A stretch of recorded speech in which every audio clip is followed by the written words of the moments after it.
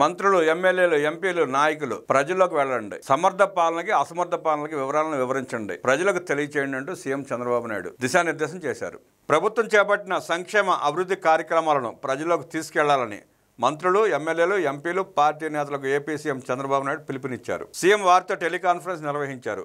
చేసిన పనులు చెబితేనే ప్రజల్లో ప్రభుత్వం పట్ల నమ్మకం పెరుగుతుంది. ప్రజలతో మమేకమే కాదు, మంచి పేరు తెచ్చుకోవాలి. పార్టీకి ప్రజాప్రతినిధులు, నేతలే ప్రతినిధులు. వారి వ్యవహార శైలితో పార్టీకి, ప్రభుత్వానికి మంచి పేరు తేవాలి. గత ప్రభుత్వం ట్రూ అప్ పేరుతో విద్యుత్ ఛార్జీలను పెంచింది. కూటమి ప్రభుత్వం ట్రూ డౌన్ పేరుతో తగ్గించింది. పీక్ లోడ్లో కరెంటు కొనుగోలు చేయకుండా స్వాపింగ్ విధానాన్ని అనుసరించాం. దీంతో తక్కువ ధరకు విద్యుత్ అందుబాటులోకి వచ్చింది. సోలార్, విండ్, సంప్రదాయేతర ఇంధన వనరుల ఉత్పత్తిపై దృష్టి పెట్టాం. సమర్థ పాలనకు, అసమర్థ పాలనకు ఉన్న తేడాను ప్రజలకు వివరించాలి. జీఎస్టీ సంస్కరణలతో కలిగే లాభాలను ప్రజలకు తెలపాలి. ఏపీలోని కూటమి ప్రభుత్వం ఏడాదికి 33,000 కోట్ల రూపాయలకు పైగా నిధులను పెన్షన్ల రూపంలో పంపిణీ చేస్తోంది. ఆటో డ్రైవర్ల సేవలో పథకం కింద ఆటో, క్యాబ్ డ్రైవర్లకు 15,000 రూపాయలు ఇవ్వనున్నాం. Super 6, super hit. దీన్ని ప్రజలకు చెప్పాలి.